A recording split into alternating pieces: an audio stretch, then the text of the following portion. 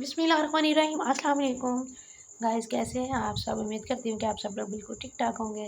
तो ये देखिए जनाब, यहाँ पे मैं आज बना रही हूँ आलू की चिकन कीमा की रेसिपी। तो फुल रेसिपी आपके साथ शेयर करने जा रही हूँ, तो जल्दी से जो है ना वो आप लोग मेरे चैनल को सब्सक्राइब कर लीजिए, ताकि मेरी तमाम आने वाली वीडियोज़ का नोटिफ़िकेशन आप लोगों तक ईज़िली पहुँच सके। तो सबसे पहले मैंने ऑयल के अंदर जो है ना वो प्याज़ को थोड़ा-सा गोल्डन सा कलर दिया है। उसके बाद जो है ना वो मैंने इसके अंदर शामिल कर दिया कीमा। चिकन का ये कीमा है, साथ में उसके जो होती हैं बोटियाँ, हड्डियाँ वगैरह वो भी साथ में ही हैं, वो मैंने सेपरेट नहीं की। तो वो भी इसके साथ ही हम लोग डाल के तो इसको हम लोगों ने भून लेना है।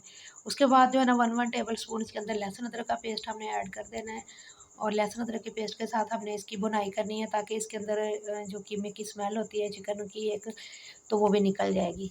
साथ में जो है ना कुछ हमने जो है वो ड्राई इंग्रीडिएंट्स कुछ स्पाइसेस ऐड करने हैं इसके अंदर, जो बेसिक मसाले होते हैं हमारे घर के रूटीन के डेली के। आपको पता है बहुत सिंपल सी रेसिपीज़ बताती हूँ आप लोगों को, ताकि हर बंदा जो है ना वो ईज़िली इसको बना सके।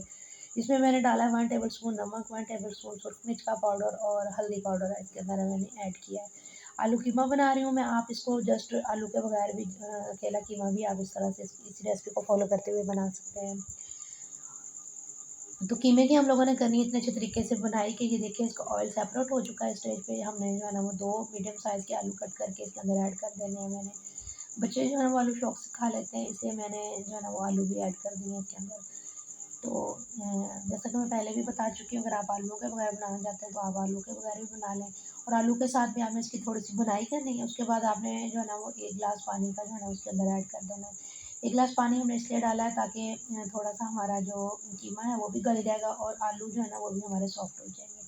तो इसको कवर करके मैंने पकाना है तकरीबन 10 से 15 मिनट के लिए। तो ये देखें जनाब, हमारे आलू भी गल चुके हैं, ऑयल सेपरेट हो चुका है, कीमा हमारा अच्छे तरीके से भून चुका है। लास्ट स्टेज पे जो है ना वो हमें इसके अंदर डालना है 1 टेबल स्पून पिसा हुआ ज़ीरा मसाला, गरम मसाला पाउडर और ज़ीरा पाउडर। ये तमाम चीज़ें मैंने मिक्स करके पीस के रखी हुई हैं। तो वो 1 टेबल स्पून डाल के इसको हमने डिश आउट कर लेना है। तो ये देखें गाइस, हमारी जो है ना वो रेसिपी की फाइनल लुक यहाँ पे देखें। आलू मैं आपको तोड़ के दिखा रही हूँ, आलू भी हमारे जो है ना वो गल चुके हैं।